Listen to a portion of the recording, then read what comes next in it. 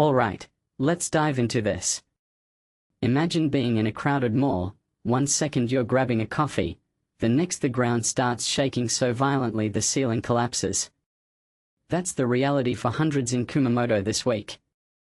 Now, I've covered disasters before, but what's striking here isn't just the tragedy, it's the eerie repetition.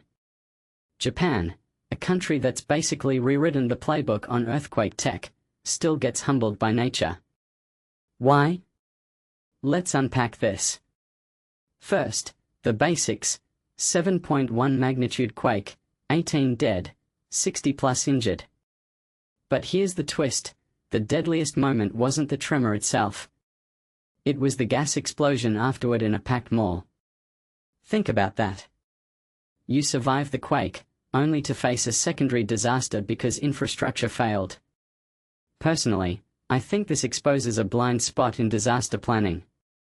We train for the obvious: shaking, landslides, but what about the domino effects? A spark in a gas line, a chain reaction in a confined space, it's a recipe for carnage. Now, let's talk about that mall. 3,000 people evacuated before the explosion. So, the system worked, until it didn't. The CEO bowed deeply in a press conference, classic corporate accountability theater. But here's the question: did cost-cutting or outdated safety protocols play a role? Because in Japan, where seismic tech is advanced, this feels like a preventable tragedy. And yet, here we are. Then there's the factory chimney collapse killing 5 workers. Industrial zones in quake zones are ticking time bombs. Factories aren't evacuation centers. Workers are often stuck in rigid shift patterns. What many overlook is how vulnerable blue-collar spaces are compared to residential areas. A collapsed chimney isn't just a structural failure, it's a symptom of prioritizing production over safety in disaster prep. The government's response? Prime Minister Takaichi vows to go all out for rescue ops. Noble, but let's zoom out. Japan's had 16 years since Fukushima to refine its emergency protocols. Yet in 2024, thousands are still without power and water. Why does recovery always lag? In my opinion, it's a clash between decentralized local governance and national bureaucracy. Everyone's cooperating, but who's actually in charge? And the weather: sweltering heat complicating rescues. Climate change isn't just about rising seas, it's about compounding disasters. Heat waves after quakes? That's the new normal. Japan's got AC in shelters now, but what about elderly evacuees with health issues?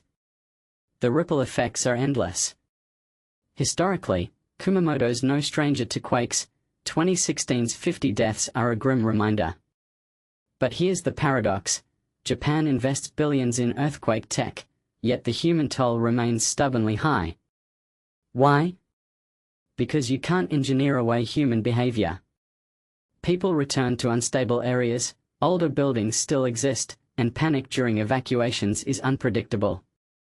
The real story isn't the quake itself, it's the systemic fragility beneath the surface. So, what's next? More drills? Better gas line cutoffs? Maybe. But this event screams for a reimagining of disaster resilience 2.0, one that factors in climate chaos, aging populations, and the psychology of survival.